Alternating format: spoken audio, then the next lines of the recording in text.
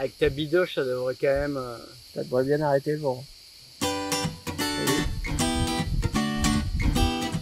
Bah aujourd'hui, bon nombre de pêcheurs ont décidé de pratiquer le no-kill, ou plutôt le catch and release.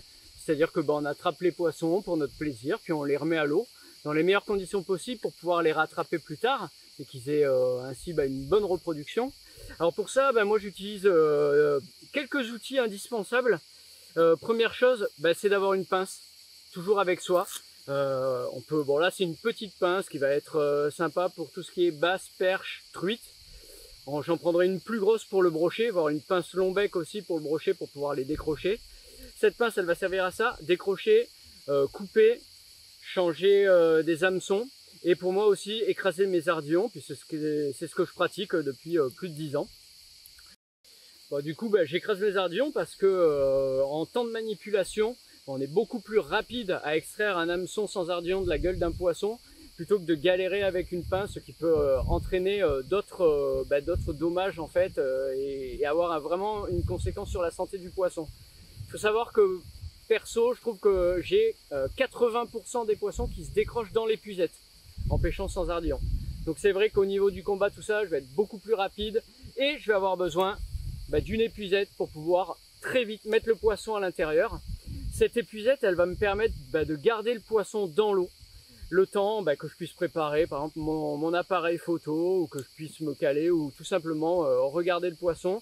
Il se repose dans l'épuisette, il est dans l'eau, c'est une épuisette qui est flottante, donc elle me sert à la fois de bourriche, puisque il n'y a pas de pression, le poisson n'est pas tordu dedans, vraiment on a le panier qui est posé comme ça à l'horizontale, donc c'est très confortable pour le pêcheur et pour le poisson. Alors faut savoir que l'eau de surface, elle est déjà moins chaude que l'air ambiant, donc déjà de laisser le poisson dans l'épuisette, c'est mieux. Mais si on a capturé un brochet par exemple dans 8 mètres d'eau, l'eau est beaucoup plus froide. Les chocs thermiques, ils sont quand même existants si le poisson est dans l'épuisette. Donc on le décroche très vite. Quitte à ne pas faire de photos, on le reclaque pour qu'il reparte très vite dans les profondeurs.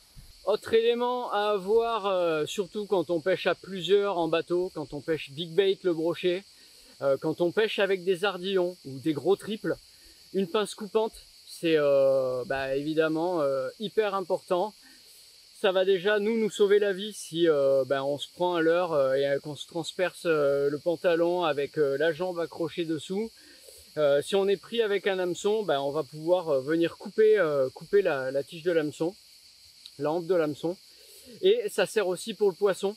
J'ai déjà pêché avec des personnes qui gardaient les ardillons pour moins de décrocher, mais qui coupaient systématiquement les ardillons. En fait, quand le brochet ou le musky, c'était au Québec en l'occurrence, les poissons avaient engamé le leurre, systématiquement, les triples étaient tous coupés.